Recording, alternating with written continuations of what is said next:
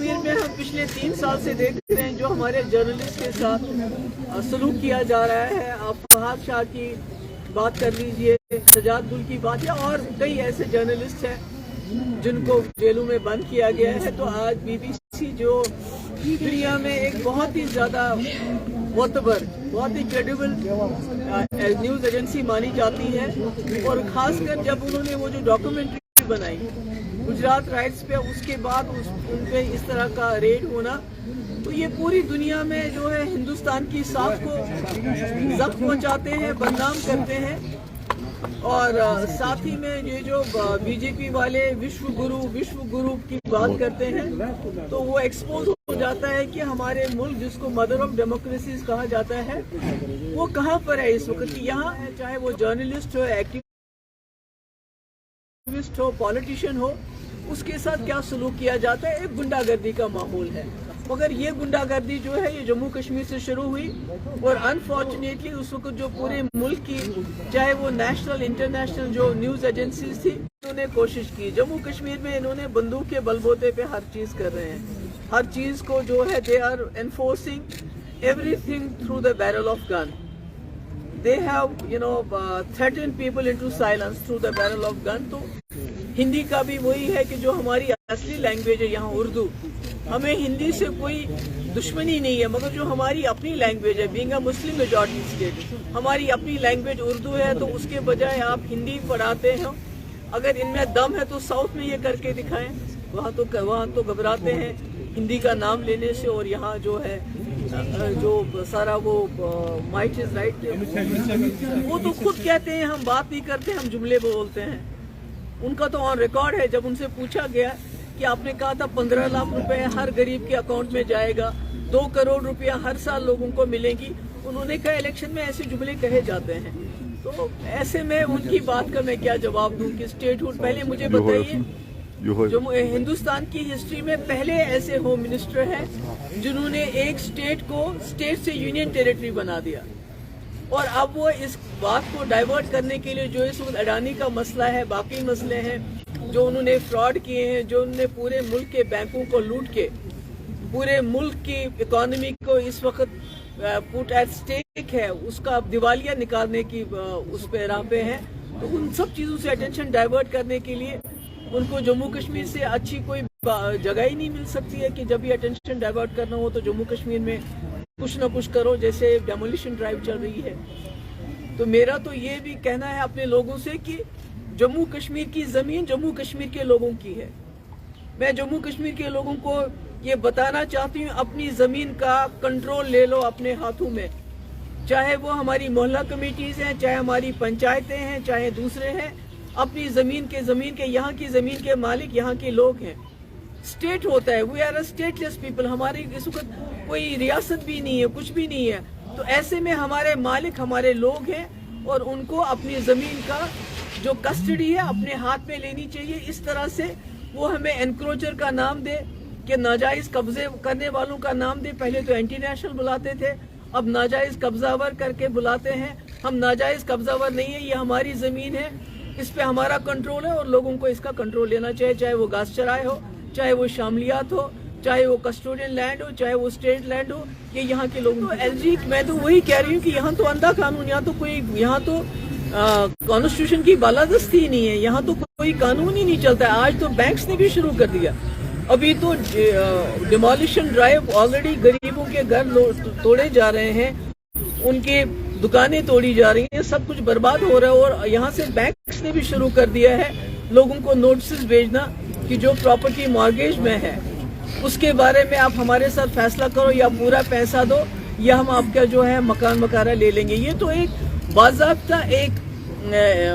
एजेंडे के तहत किया जा रहा है, ताकि जम्मू कश्मीर के लोगों को इतना तंग किया जाए, उनको इतना सताया जाए कि उनके पास और कुछ सोचने के लिए वक्त ही नहीं रहे। मगर उनको ये समझना चाहिए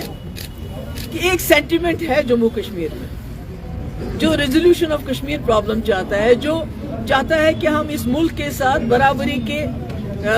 लेवल पे रहें, पार्टनर्स की तरह रहें, गुलामों की तरह नहीं रहे। तो उस सेंटिमेंट को आप जेल में नहीं डाल सकते। हमारे नौजवान हजारों के तादाद में इस वक्त बाहर के जेलों में हैं। جن کو وہاں جو حالات ہے، میں نے کئی سے میری بات ہوئی، انہوں نے کہا ہمیں نمک اور چپاتی دی جاتی ہے کھانے کے لیے، کوئی ان کا گھر والا اتنی دور جا نہیں سکتا ہے ملنے کے لیے، کوئی وکالت کی بات ہو بہت دور کی بات ہے۔ ابھی خود ہمارے چیف جسٹس آف انڈیا نے کہا کہ چھوٹی عدالتیں تو ضمانت دینے سے بھی ڈرتی ہیں، عام جو کیسز ہے، اب جب کشمیریوں کے کیسز ہیں تو اس میں تو ضمانت بھی نہیں ہوتی ہے۔ تو ایسے ماحول میں کہ اور کیا کر سکتے ہیں، ڈائیورٹ کرنے کے بغیر اور کیا کر سکتے ہیں؟ دیکھ رہے ہیں نا آج کل گراؤنڈ پہ کیا دکھائی دے رہا ہے۔ آپ پہلے نوکریوں سے لوگوں کو نکالو، کو ڈال دو، جرنلسٹ کو جیل میں ڈال دو، اب جو رہی صحیح کسر تھی وہ ہمارے گھر گرا کے پوری کی جا رہی ہے۔ اس سے اور کیا ہو سکتا ہے؟ اس سے بڑی ترقی ان کے لیے اور کیا ہو سکتی ہے جو شروع سے ہی جنہوں نے مسلمانوں کے خلاف رہتے ہیں، جو مسلمانوں کے خلاف آپ جہاں جہاں دیکھیے ڈیمولیشن، جہاں دلی میں بھی ہو رہی ہے، وہاں بھی کن ایریاز میں ڈیمولیشن ہو رہی ہے، یہاں بھی جو ہو رہا ہے، جموں میں جو ہو رہا ہے، تو یہ کس کے خلاف ہو رہا ہے؟ تو ایسے میں یہ کہیں گے، اور جو ان کو جو اصلی انکروچر ہے اڈانی، اس کے خلاف تو کچھ ایکشن کرنے کی ہٹاتے ہیں، چاہے وہ ہندو ہو مسلمان ہو، ہم اس کے خلاف ہیں، مگر کہیں سمبولک ڈیمولیشن ہوتی ہے یہ دکھانے کے لیے، بیلنس کرنے کے لیے، وہ بھی ہم سمجھ ہے کہ جہاں آپ 99% جو ہے مسلمانوں کے گھر، ان کی دکانیں، ان کے شاپنگ مال، ان کے کمپلیکسز، غریبوں کی گھر ان کی جھونپڑیاں اڑا رہے ہیں، گھر کو بھی اڑا رہے ہیں، تو یہ مجھے لگتا ہے یہ ایک بیلنسنگ ایکٹ ہے۔ یا جو بی جے پی کا جو عام لوگ ہیں ان کے شاپنگ کمپلیکسز کو ڈیمالش کیا جاتا ہے، مگر جو بی جے پی کے لوگ ہیں ان کے شاپنگ کمپلیکس کو کہا جاتا ہے ہم نے اٹیچ کیا، آسمان پہ لے کے جائیں گے۔ اب غریبوں کی ہتھرس کا معاملہ، وہاں بھی غریب بچی کے ساتھ ریپ ہوا، اس کے بعد اس کو فٹافٹ جلایا گیا، باڈی نہیں دی گئی۔ اب یہ دو جو ہے ماں بیٹی جو ہے جیل گھر کے اندر ان کو زندہ جلا دیا گیا، تو اس سے بڑی ناانصافی اور کیا ہو سکتی ہے؟ یہ سرکار تو کسی کی ہے، تو میں تو کہہ رہی ہوں کہ G20 کا آپ ایک طرف سے G20 کا وہ جو ہے وہ اس کی بار بار بات کرتے ہیں، وشو گرو کی بات کرتے ہیں، دوسری طرف سے آپ BBC جیسی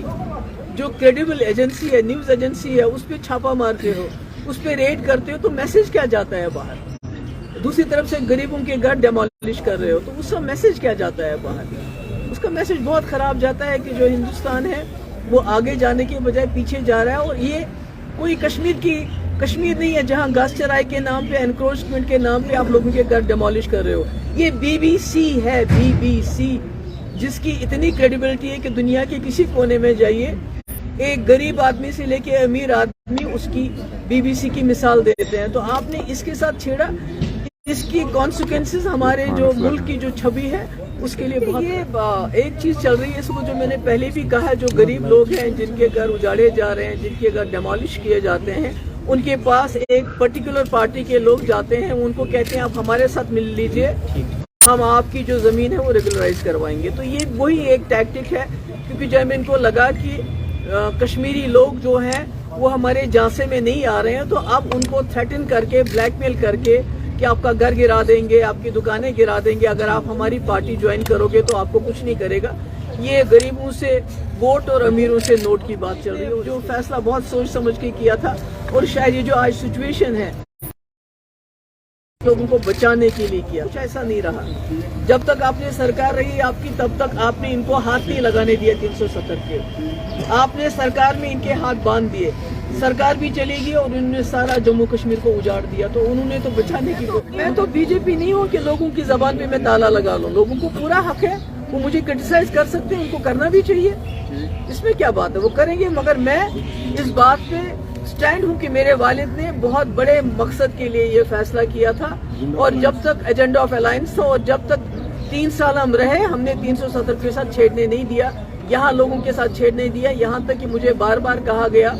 کہ آپ نرمی برت رہی ہو۔ میں نے نوجوانوں کے خلاف FIR واپس لی جو آج باہر کے جیلوں میں خدا